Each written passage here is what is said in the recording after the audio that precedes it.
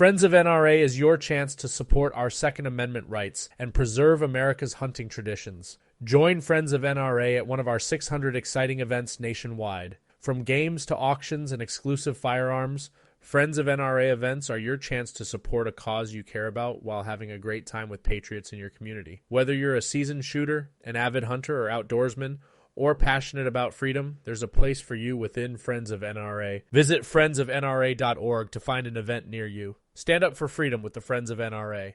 Hunting is not easy. It never has been. It takes dedication, motivation, a lot of patience, and quality gear. If you manage a food plot, put up stands, or need just one more game camera, we can help at MidwayUSA.com.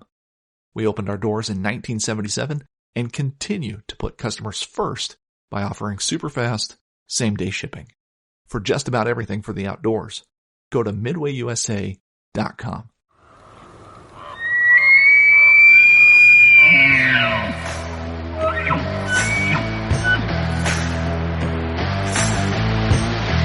Just be sitting up there jacked up Pepsi. I'm there for the pack out. You just got to pack me in. Committed to the bow early on. Like, I love getting close and putting up. You cover a range of stuff on here too, right? Like, we call this the THP World Headquarters. You know, my grandpa Roy Weatherby. I came into like that golden little pocket where there was like 4 or 5 different bowls. Just. You're Canadian? We're doing a Canadian podcast. My name's Douglas Bode. I'm Robbie Denning. Roy Candy. The vibration's going to stop, and then your sound is all going to stop. So that's getting pretty far into the calling of it. Yeah, for sure. Is there any tube that you would suggest a beginner start with? Not really. I would just say if you have a tube at home, or your dad has a tube, or your brother or someone in your family has one, just grab it and start playing with it. One thing I wanted to add was that I always struggled with the traditional tube style. Yeah. Now this little cup piece, now my screen is here, I'm going to switch the screen around here so the people listening can see it. So this little piece that you add to the end of your bugle tubes made all the difference in the world in my ability and sound with this tube. I don't sound nearly as good. Well, I would like to think I don't sound nearly as good with the other one. I mean, I'm not saying I sound good with, either way, but I'm saying with this little piece that you put on end, this little rubber piece, it sure definitely helped me with my bugle tube. And, like I said, I am, far from experienced when it comes to elk calling. So, well, part of that, if you take that end cap off, that hole's a lot smaller because now you're just dealing with the plastic. I have mine glued on pretty good, so I don't pull it off. But the hole is a lot smaller rather than calling on the end of here.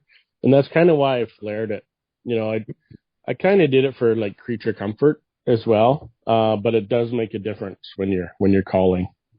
Gotcha, for sure. Okay, let's talk a little bit about using the reed and then applying the bugle tube to it at the same time. So kind of what it should sound like make the sound you're making and then what it sounds like when you're applying the bugle tube. Sure. Okay.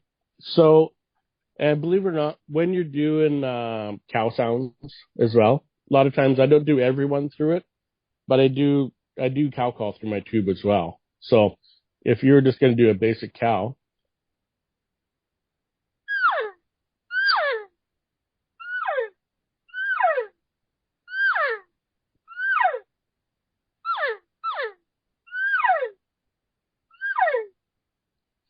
it does change it. It gives it a little more tonal quality.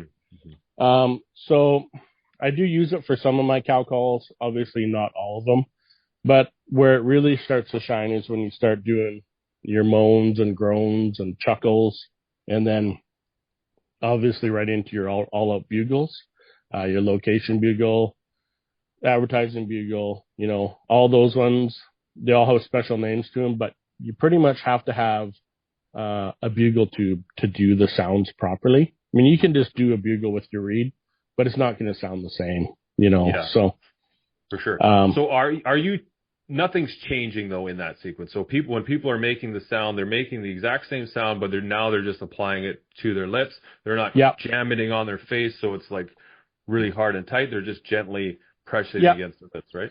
Yeah, just basically, I'm not pressing my lips into it. They're just up against it.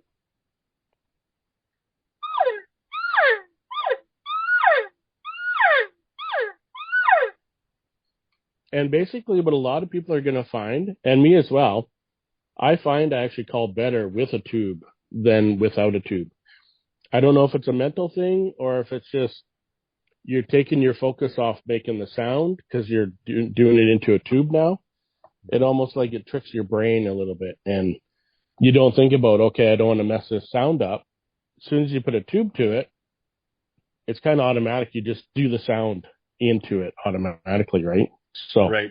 I guess mentally too, the thing is with like, not necessarily with the cow and calf calls, but especially with the bull calls, which we'll get into in a little bit, that's where you really notice it, because when you're using a reed, you might be you might start off doing it and you're like, well, this sounds nothing like it. But then as soon as you apply the bugle tube to it, you're going to be like, whoa, okay, now we're getting somewhere. Now I can actually hear those sounds and like what I was practicing. But in order to get that, before you even put a bugle tube to your face, you have to, work those muscles, get comfortable with that reed in your mouth so it doesn't feel like you're going to choke on it. Because like for the first time you put it in your mouth, you feel that latex on the roof of your mouth and on your tongue. It's kind of like a bland taste where you're like your body's natural reaction is to spit it out.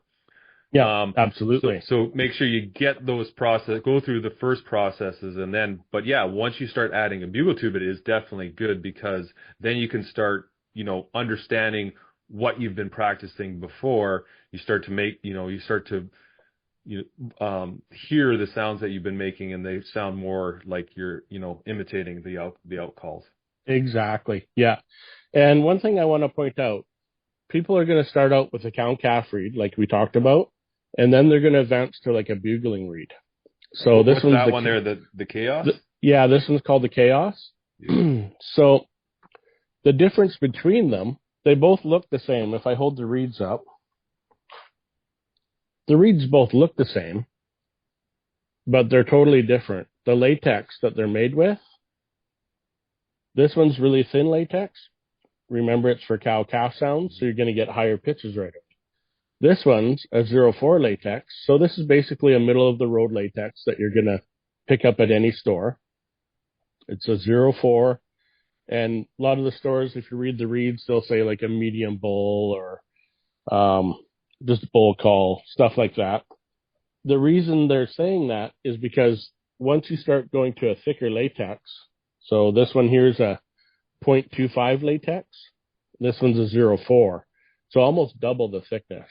So if you try doing a cow call on this one, it's a lot harder because it's made to bugle. So a cow call.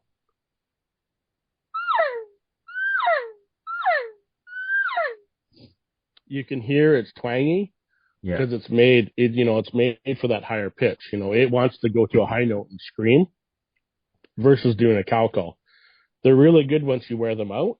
So once you wear them out, don't throw them away because they become a really good cow call.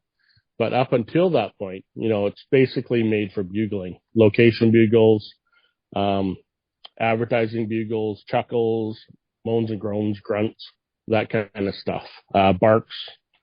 That's really important for sure, because I think for guys who've never called or who really struggle making sounds with those calls, if you're using a call that you shouldn't, that this latex is too stiff, it's going to be really hard. And I find that still if I'm using a really like a brand new call, I put it in my mouth, man, like you have to really push on that to wear that latex in. And like I said, I'm not a great caller. I don't call a lot when I'm elk hunting.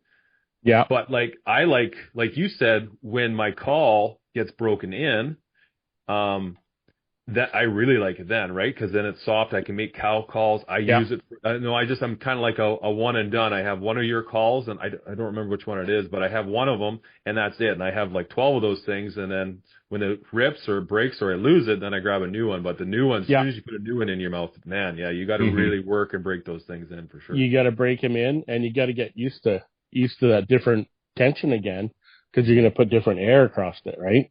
Yeah, for sure. So going one more step higher, so this is a 04 latex, and this is my Reaper. This is the one that I use mostly when I'm out hunting, bugling, doing all the, all my favorite bugles and stuff. I use this one at Worlds as well. It's a 05 latex, so this one's 04, this one's 05. So it's thicker yet again. So now, sorry, Trev, I noticed you had there's a bull and a cow up on there. So that thicker latex, is it still, it's still good to use for cow calls? Yeah. Once you break it in quite a bit, then you can still cow call on it as well. Just like what you were saying with your favorite reed. So.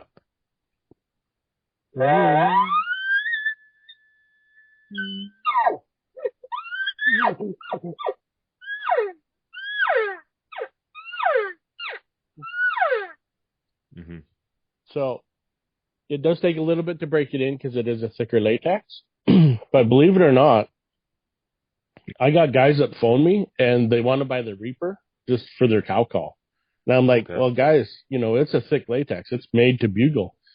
But some guys press on them really hard. And they press, they're pressing up in the roof really hard and they blow harder. So that's kind of what they want. A lot of these guys are used to, back in the day, there used to be triple and double reeds. A lot of these guys are used to double and triple reeds. Yeah. So that's why they go to that one. I have a question for you, Travis. So, do you have different sizes for different pallets or different frames, or how do you accommodate, say, someone that has like a really high pallet? Because I know for myself, starting out calling, that was kind of a crapshoot. I had to go through a zillion different types of calls and frames. And how would you kind of steer somebody towards one reader if they have like a narrow pallet, tall pallet, or wide, shallow? Yeah. How would you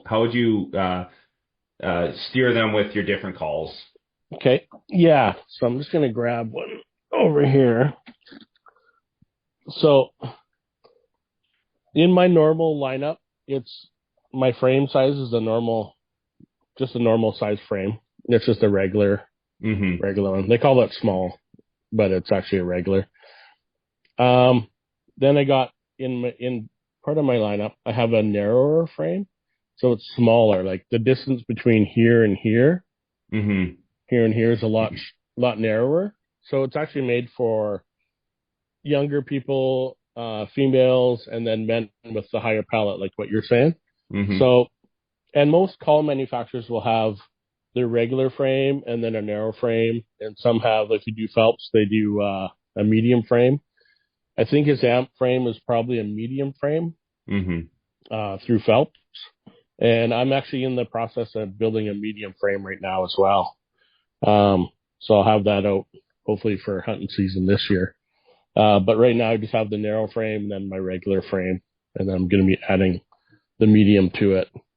So it'll be the medium frame is going to be between the narrow frame and the wide frame, and it should fit, most everybody from there on. And how do you tell, like, say if you're teaching a beginner, how do you tell if the reed is fitting you right? So if you're at a store and you take your reed, basically, if you put your thumb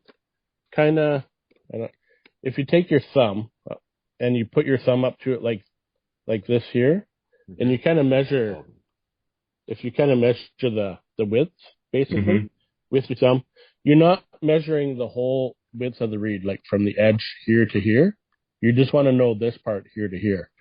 So what you're feeling for is the actual frame that's inside there, because there'll be an aluminum frame in there. I wonder if I have one not built. Just give me one sec here. Okay, so here's a frame. That's what the frame looks like. So what you're measuring for is this outside edge here to here. and you're basically using your thumb to do that. And of course, you're going to have tape on it, so you got to take that into it a little bit. But if your thumb fits pretty even with that, that's the size frame you're going to be. If all of a sudden you put your thumb up to, say, here, I'm going to pull this one apart. Yeah, because I know for me, starting out, if I didn't have the right reed size, I put one on and then I could almost make every noise right out of the gate. Versus others, you get a lot of air getting past and it gets harder. It feels you're like really laboring for even cow calls. Yeah, exactly. Yeah. So you can see this one here. Obviously, my thumb is way, way bigger than what this one is. Mm-hmm. So this would, like if I throw this one in my mouth, it gets lost up in my palate because I have a really not high palate, but it's flat and wide. So that's why when I throw this one in, this one fits my thumb pretty good to where the frame would be. Awesome. So that's kind of one quick thing you can do at the store. Just put your thumb up to it and have a quick look. And what I do is, press on the tape so that you can definitely see where the frame is. That's how wide it's going to be. So. Perfect. So that's kind of just a quick little gauge. I mean, everybody's thumb is a little bit different size. But once you do it a couple times, you're going to see exactly what I mean. And you're going to be like, okay. And then from there, while you're at home, take your thumb so you know how big your thumb is. Put it up in your palate. Like that. Like literally touch the roof of your mouth. And then go side to side. So. And what you want, like on me, I have about 1/8 of an inch on each side when I go back and forth.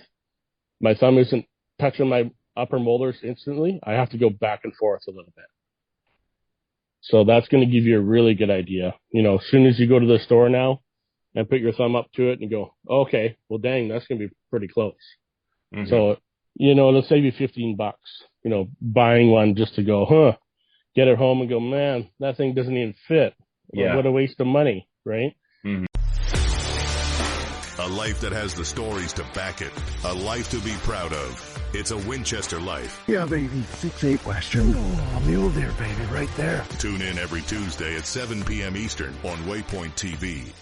Gear up for the hunt and learn from the best with Deer and Deer Hunting Wednesdays at 10 p.m. Eastern on Waypoint TV. Tune in every week for expert hunting tips and unforgettable moments in the field. Waypoint TV, your destination for outdoor entertainment.